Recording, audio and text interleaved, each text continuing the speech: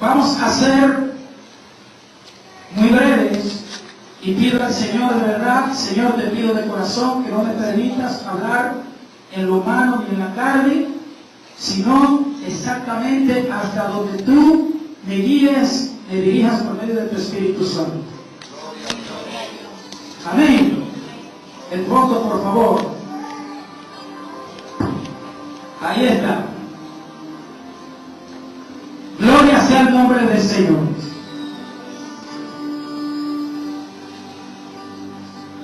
Queremos compartir en esta noche, bajo el tema titulado Un hombre con cualidades dignas de imitar, el rey David.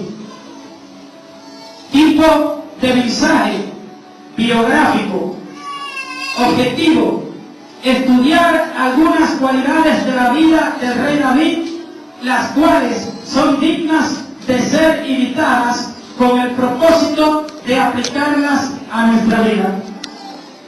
Antes quiero preguntar, ¿cuántos de los que están aquí desean y anhelan que el Señor siga añadiendo bendiciones a su vida? ¿Cuántos desean que el Señor siga añadiendo bendiciones a su vida? También quiero que el Señor continúe añadiendo bendiciones a mi vida. Todos sabemos que las bendiciones de Dios no son producto de la casualidad, sino que vienen como el resultado de vivir una vida íntegra delante de su presencia. En ese sentido, la Biblia nos registra y nos habla de un hombre que fue rey en Israel y que también escribió la gran mayoría de los salmos, el rey David. El rey David, de quien Dios mismo dice que tenía un corazón conforme al de él. ¿Cuántos quieren tener un corazón conforme al de Dios? ¿Cuántos quieren tener un corazón conforme al de Dios? Siendo así, nosotros vamos a ver algunas cualidades al rey David y que si nosotros las aplicamos a nuestra vida, podemos también llegar a tener una vida íntegra delante de Dios. Y por vía de consecuencia, su cobertura va a estar guardando toda nuestra vida. Si vemos brevemente algo acerca de la biografía de David, nos dice que nació en Belén, en la actual Israel, alrededor del año 1040 a.C. y que murió en Jerusalén alrededor del año 970 a.C. Fue el segundo rey de Israel en los años 1002 a.C. hasta el 970 a.C.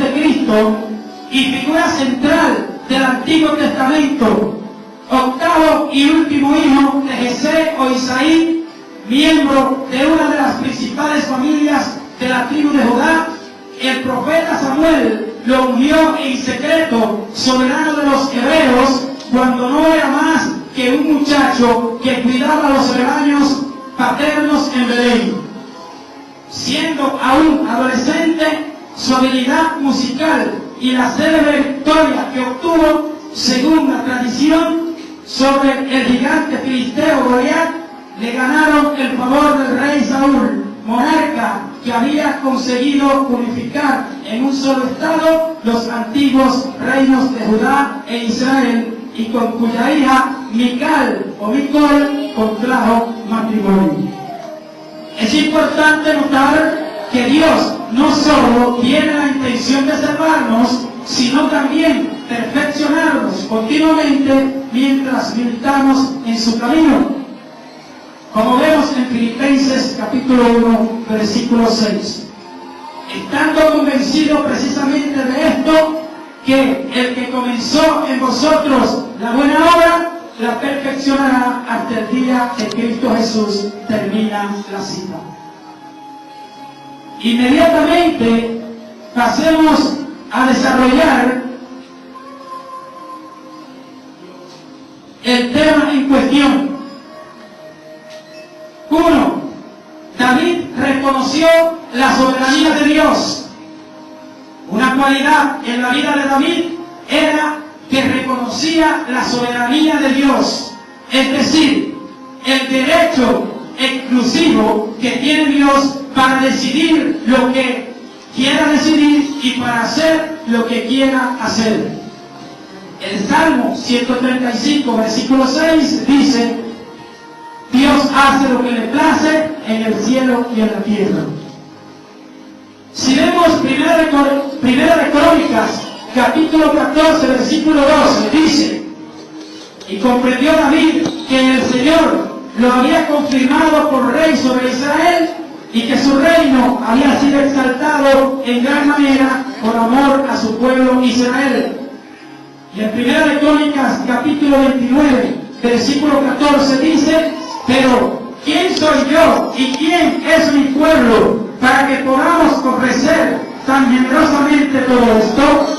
Porque de ti proceden todas las cosas y de lo recibido de tu mano te damos. El mismo David reconoce que Dios lo colocó por rey sobre Israel. El mismo David reconoce que si daba algo, si ofertaba algo, si daba alguna ofrenda, o incluso el pueblo, cuando daba alguna ofrenda a Dios, él dice: de lo recibido de ti te damos. En otras palabras, prácticamente no le damos a Dios nada, solamente le devolvemos parte de lo que Él nos ha dado antes. ¿Cuál es el tema? Un hombre con cualidades dignas de imitar, el rey David. 2. David aceptaba la voluntad de Dios. En 2 de Samuel, capítulo 16, versículo 10, dice la palabra: Pero el rey dijo: ¿Qué tengo yo que ver con vosotros, hijos de Sarvia? Si él maldice, y si el Señor le ha dicho: maldice a David, ¿quién pues le dirá: ¿por qué has hecho esto? Y en el versículo 11 dice: Y David dijo a Abisai y a todos sus siervos: he aquí mi hijo que salió de mis entrañas, busca mi vida. ¿Cuánto más entonces este benjamita? Dejadlo que siga maldiciendo, porque el Señor se lo ha dicho.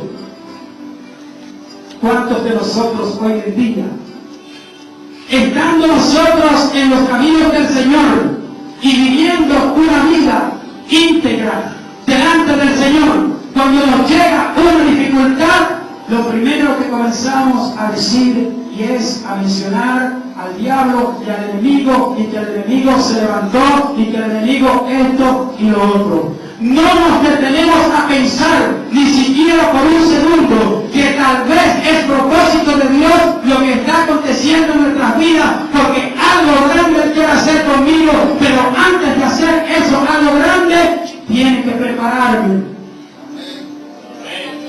El cuchillo sin filo sirve de nada o sirve muy poco. El cristiano sin ser cambiado, sin ser transformado, un cristiano carnal, un cristiano que ama la carne, un cristiano que ama al mundo, le sirve a Dios de nada o le sirve muy poco. Gloria a Dios, amén. El rey David, cuando estaba siendo perseguido por su hijo Absalón, apareció este hombre y comienza a maldecirlo. Hombre que descendía de la casa de Saúl, hombres que andaban con David, uno les dice: ¿y por qué este perro muerto maldice al rey? Le mochamos la cabeza. ¿Y qué dice el rey David? Déjalo, porque si el Señor le ha dicho que maldiga, ¿quién le ha de decir por qué ha hecho esto? En otras palabras, David sabía que su vida descansaba totalmente en Dios y que aún cuando estaba recibiendo el pago por su pecado, entendía que venía de Dios y era un hombre receptivo a eso que Dios había decidido en su vida. ¿Cuál es el tema del mensaje? Un hombre con cualidades dignas de imitar. Si el enemigo se levantó, usted sabe que hay un proverbio que dice, cotidiano, que nadie le tira piedra a los mangos verdes. Si el enemigo está enojado, está hablando contigo, dale gracias a Dios, porque eso quiere decir que en el mundo espiritual, en el reino de Dios, alguna posición tienes tú que le está haciendo bella a Él. Entonces, ¿cómo tú no te puedes sentir contento o gozoso delante de Dios cuando tú tienes el enemigo que se ha levantado en tu contra? Pues eso quiere decir que tú estás al lado de Dios.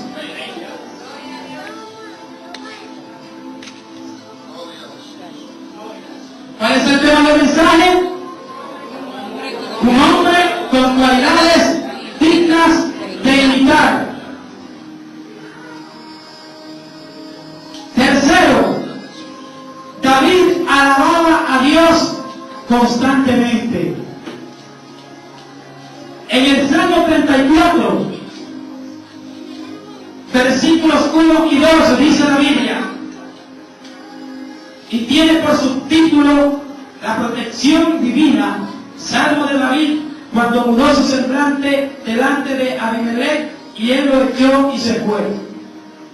Versículos 1 y 2 del Salmo 34 dice: bendeciré a Jehová en todo tiempo, su alabanza estará de continuo en mi boca. En Jehová se gloriará mi alma, lo citarán, lo oirán los mansos y se alegrarán. Termina la cita. Cuando David escribe o recita este salmo, David estaba siendo perseguido por Saúl, tanto que tuvo que hacerse el loco, fingirse el loco delante del rey de los filisteos, Abimelech. Y cuando le presentan este hombre que está haciendo el teatro de un loco, dice el rey: pero ven acá, no me veas a mí con tantos problemas y dificultades que yo tengo, y me traen también este loco, llévense este loco delante de mí, delante de mí. Tuvo que fingirse ser el loco para que no le mocharan la cabeza, porque David anteriormente había peleado contra ellos, contra los filisteos.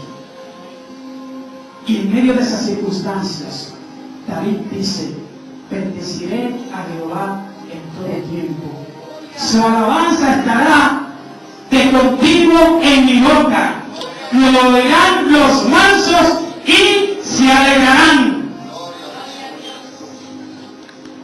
¿Podemos nosotros decir también así? ¿Queremos nosotros anhelar bendecir a Jehová en todo tiempo? Posiblemente muchos de nosotros a lo mejor estamos en esa etapa, en ese estado todavía, pero David es un hombre como usted y yo, y si David pudo, usted y yo también podemos. Ahora, el secreto de David era que buscaba siempre de Dios. Aún en medio de las dificultades y en medio de la persecución, buscaba siempre de Dios. Por lo tanto, David no actuaba y andaba en la carne. Y como no andaba en la carne, no podía hacer otra cosa que bendecir a Jehová. Porque un hombre o una mujer andando en el Espíritu, ¿qué puede hacer si no bendecir a Jehová? Alababa al Señor continuamente. Ahora, veamos algo brevemente acerca del libro de los Salmos. En el libro de los Salmos, que en hebreo es Teilim, no es Dios quien le habla al ser humano, sino que el hombre mismo es quien habla para expresar sus pensamientos y sentimientos, para para pedirle a Dios misericordia y para alabarlo. El rey David escribió los salmos en distintos momentos de su vida, algunos en tiempos difíciles en lo material y lo espiritual, otros en tiempos mejores, algunos cuando era perseguido por quienes querían matarlo y debía deambular de lugar en lugar o vivir en los desiertos. Otros cuando Dios lo liberaba de sus enemigos. Gracias a los salmos o Teilim, el rey David, con toda su santidad, integridad y grandeza, tuvo el mérito de llegar a un acercamiento con Dios inigualable. ¿Podemos nosotros llegar a un acercamiento con Dios inigualable? ¿Sí o no? Si le decimos a Jehová en todo tiempo. Cuarto, David no guardaba rencor. David no guardaba rencor. ¿Cuántas personas hoy en día, aún en el cuerpo de Cristo, todavía no han podido llegar a perdonar a alguien que le ha hecho algo que le ha ofendido? Todavía están bajo esa cadena de rencor y de odio. El rey David no guardaba rencor. Segunda de Samuel capítulo 1 versículo 11 dice: entonces David agarró sus ropas y las rasgó, y así hicieron también todos los hombres que estaban con él.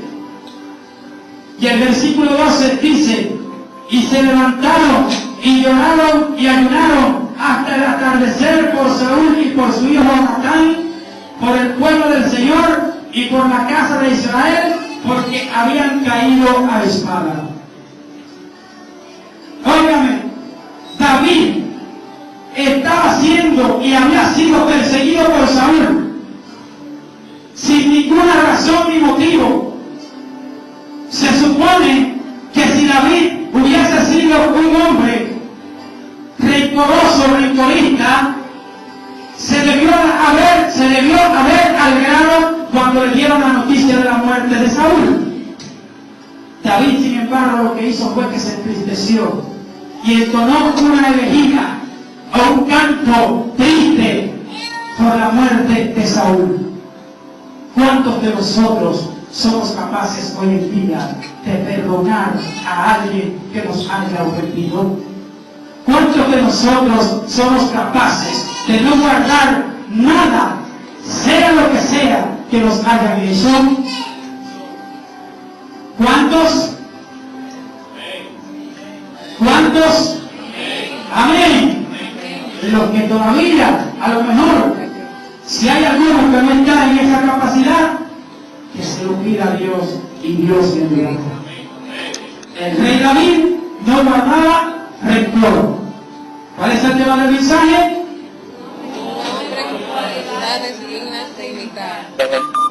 Un hombre con cualidades dignas de imitar. Vemos como la noticia de la muerte del rey Saúl dada a David no le agradó. Estos hechos reflejan una cualidad importante de este rey, que no guardaba resentimiento ni venganza. Precisamente esto nos manda Dios en Lucas 6:27 en adelante: amar a nuestros enemigos y orar por los que nos ultrajan. Quiero hacer un paréntesis, porque al principio pregunté que cuántos querían que Dios continúe bendiciendo y añadiendo bendiciones a su vida. Muchas veces las personas creen que el hecho que Dios le añada bendiciones a su vida depende de un mensaje. Muchas veces la persona cree que el hecho de que Dios le añada bendiciones a su vida depende de que hagan una oración por esa persona. Pero el hecho de que Dios le añada bendiciones a su vida depende de que usted, yo y quien sea decida mantener un corazón íntegro delante del Señor, rechazar el pecado, abominar todo lo que Dios abomina y vivir una vida conforme conforme a la imagen de Jesucristo, el hombre nuevo, no conforme al hombre de pecado, al hombre caído. Por eso hay tantas personas que se oran y escuchan mensajes, y mensajes vienen y mensajes van, y se sienten extasiados y eufóricos cuando escuchan los mensajes, porque posiblemente en el mensaje se dijo algo que le gustó y que le agradó, pero como esto no depende tanto de que usted escuche el mensaje, sino de que usted escuche el mensaje y lo ponga en práctica, las personas que no lo ponen en práctica, usted no ve el cambio ni nada acontece en su vida. Porque no depende de escuchar, sino de escuchar, recibir, aplicar y practicar. De eso depende.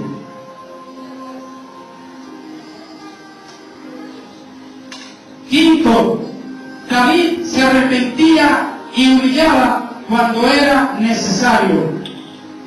Salmo 51, verso 1, dice, para el director del coro, Salmo de David, cuando después que se llegó a Betsabé, el profeta Natán lo visitó.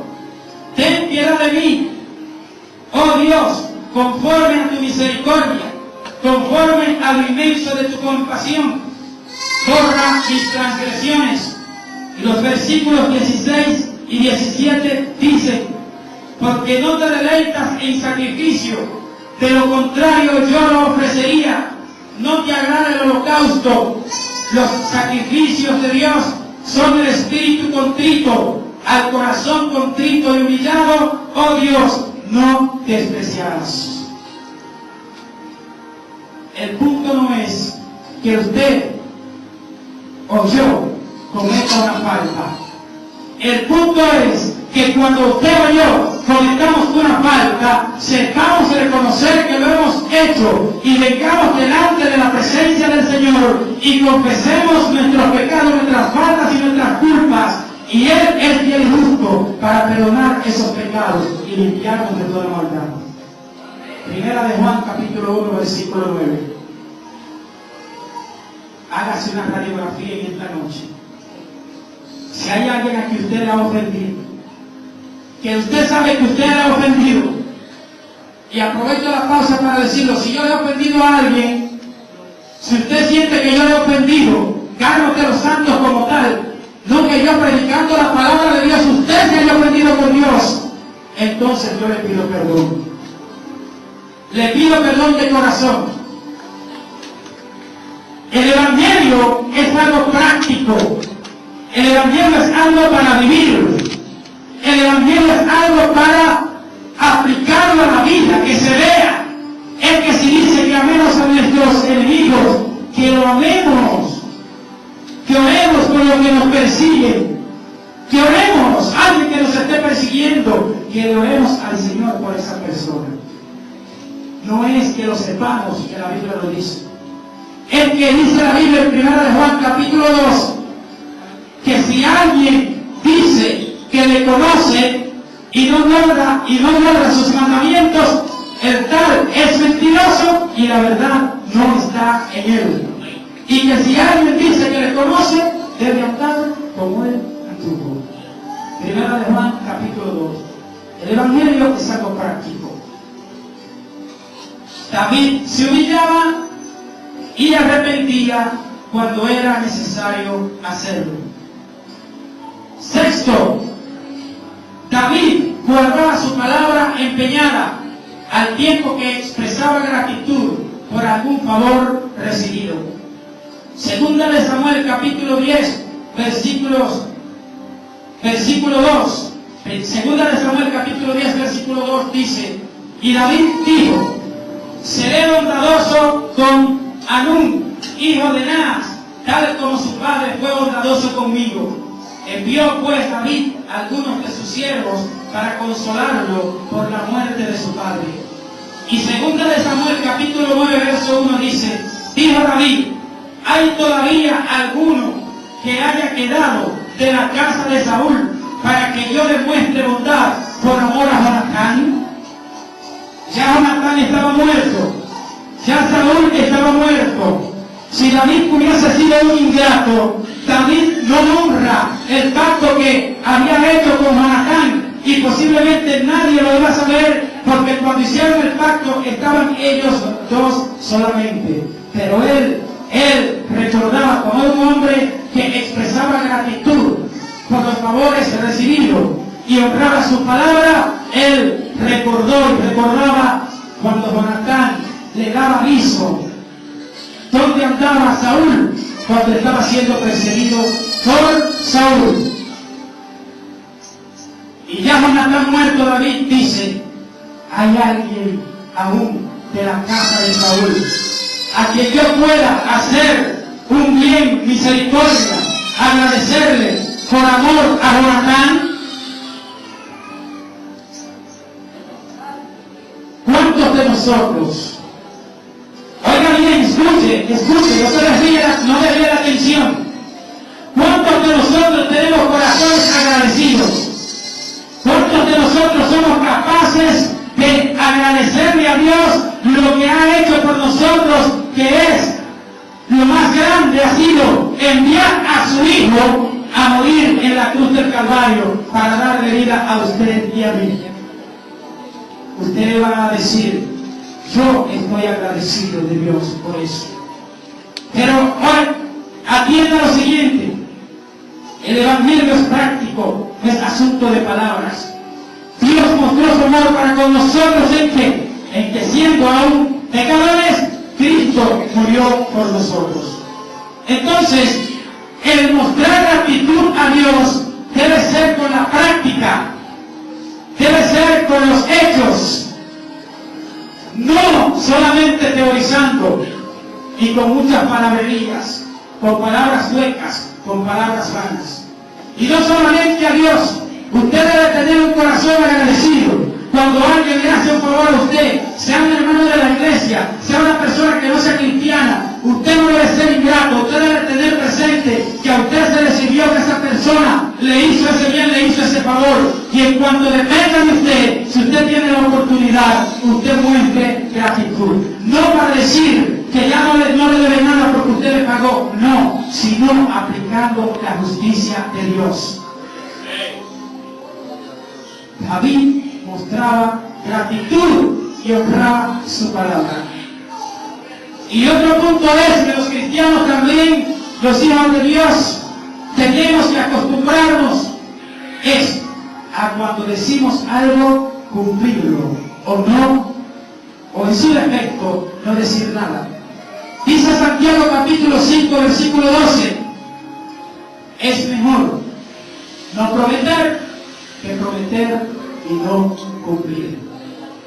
Ese estilo de vida, de hablar bajo impulsos emocionales, de hablar para salir del paso, ese estilo de vida de hablar para contentar al otro, de una manera hipócrita e irónica, eso es del mundo. Y usted y yo no vamos y debemos vivir bajo los lineamientos del mundo, sino bajo la nueva naturaleza que es en Cristo Jesús, Señor nuestro. ¿Sí o no? Amén. Mejor no prometas. Mejor no prometas. No use eso que sucede en el mundo, de contentar a la gente, sabiendo usted que usted no va a hacer nada, dije para que se sienta bien. David era un hombre agradecido y guardaba su palabra empeñada. Y para terminar, hemos visto algunas cualidades que caracterizaron a aquel que es considerado como el más importante rey que haya gobernado en Israel y de quien Dios mismo dice que tenía un corazón conforme al suyo. En Hechos capítulo 13, versículo 22 dice el apóstol Pablo: después de quitarlo, les levantó por rey a David, del cual Dios también testificó y dijo: he hallado a David, hijo de Isaí, un hombre conforme a mi corazón, que hará toda mi voluntad. ¿Por qué Dios testificó de David que tenía un corazón conforme al de él? Porque el corazón de David era un corazón íntegro delante de Dios. Cuando cometía faltas, se humillaba y arrepentía de corazón. No era un hombre que aplicaba venganza. Era un hombre agradecido que guardaba su palabra, entre otras cualidades que hemos estado estudiando, analizando en esta noche. Notemos que Dios desea que también nosotros tengamos el corazón ajustado al suyo, lo cual, con la ayuda de Dios y de la decisión propia, se puede lograr. En Efesios capítulo 4, versículo 13, la segunda parte dice: hasta que todos lleguemos a la unidad de la fe y del conocimiento pleno del Hijo de Dios, a la condición de un hombre maduro, a la medida de la estatura de la plenitud de Cristo. Eso significa que cuando usted y yo recibimos a Cristo en nuestro corazón, implicaba que comenzaba un proceso de renovación y de cambio y de santificación que sería y debería ser continuo durante todas nuestras vidas, hasta que este cuerpo, que es corruptible, como dice 1 Corintios capítulo 15, sea también transformado. Pero no hay forma de que Dios nos cambie y nos transforme si nosotros no nos decidimos a tener un corazón íntegro delante de Él. Dios quiere obrar en cada ser humano, ese es su deseo, ese es su anhelo. Pero Dios desea que nosotros seamos sinceros. Esas cualidades que hemos estudiado en esta noche, que caracterizaron, entre otras, al rey David, debemos nosotros pedirle al Señor que nos ayude a que nosotros podamos imitarlos. Póngase de pie, por favor. Cierre sus ojos solamente.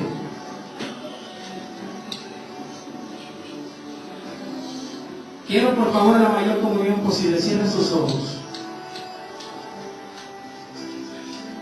Esta oración es un compromiso entre usted y Dios. Solamente lo único que he sido es que por la misericordia he aprovechado el privilegio inmerecido que Dios me ha permitido a través de los pastores de esta iglesia en esta noche compartir la palabra del Señor. Pero Dios es el que cambia, Dios es el que transforma, Dios es el que pone el corazón íntegro, pero necesita la decisión suya y mía. Voy a hacer esta oración y repito, es un compromiso entre usted y Dios. Si usted falla su palabra, usted le habrá fallado a Dios. Y si usted falla su palabra, nada de lo que usted desea o anhela de parte de Dios, en ese sentido quiero decir que usted lo haga. Oremos. Amante Padre Celestial que estás en los cielos, Señor, te damos gracias por tu preciosa, bella y hermosa palabra, Señor. Padre, tú escudriñas la mente y los corazones. Dios mío, está claro en tu palabra que tú anhelas corazones que te amen a ti con toda el alma y con todas las fuerzas. Tú anhelas que tengamos corazones íntegros. Por eso tú nos dices en tu palabra que sobre toda cosa guardada, guardemos nuestro corazón, porque de él mana la vida. Tú nos conoces a cada uno, Señor. Hay muchos, Señor, que estamos en el proceso. Nunca nosotros vamos y debemos decir que hemos culminado, jamás. Porque cada día que pasa, tú nos enseñas algo diferente y algo nuevo. Y cada día que pasa vemos con más claridad cuán insignificantes somos nosotros delante de ti. Cada día que pasa nosotros vemos con más claridad, Señor, por qué nosotros debemos glorificarte, por qué nosotros debemos alabarte, por qué nosotros debemos honrarte y engrandecerte, porque siendo tú tan grande, siendo tan infinito, siendo tan vasto, tú, Señor del cielo, te fijas en nosotros, que somos corruptibles, aunque tú estás en el proceso, Señor, de convertirnos en incorruptibles de una forma total, Señor. Padre, yo sé, Dios mío, que tus bendiciones son el producto de guardar el corazón sobre toda cosa guardada delante de ti. Porque cuando guardamos el corazón, guardamos tus mandamientos. Todos los mandamientos tuyos los guardamos. Y cuando guardamos tus mandamientos, automáticamente va a venir a nuestra vida todo lo corresponde, entre ellos tu reino y tu justicia, nos va a alcanzar con todo lo que ello conlleva. Padre, así también yo te pido por fortaleza espiritual. Señor, repito, lo que te pido principalmente es por madurez. Te pido por enseñanza, Señor. No te pido tal vez en este momento. Muchos necesitamos muchas cosas. Muchos necesitamos vehículos, necesitamos casas, necesitamos otras cosas, Dios. Pero en tu misericordia nos has enseñado que lo más importante no es eso, sino que lo más importante es permitirte a ti que tú obres en nuestra vida, que tú obres en nuestro corazón, que tú establezcas una comunión cercana con nosotros, donde tu Espíritu Santo nos pueda dirigir, donde tu Espíritu Santo pueda llenarnos a nosotros, donde nosotros podamos ser llevados a un estado por ti, donde rechacemos el pecado, donde nada de lo que a ti no te agrada también no nos agrade a nosotros, Señor. Fortalece, Dios, y habla del entendimiento, Señor, y los conocimientos que puedan haber distorsionados, con buenas intenciones, pero distorsionados, donde muchas veces tal vez no comprendemos que tú eres el dueño del oro y de la plata, pero que tú no quieres que nosotros vengamos a ti porque tú nos puedes hacer ricos o no, sino porque nosotros de corazón querramos tener establecida una relación de amistad, una relación de comunión contigo todos los días de nuestras vidas. Que fluya tu Espíritu a través de nosotros, que podamos ver espiritualmente, Señor. Ayúdanos, Padre, a cumplir con la palabra empeñada delante de ti.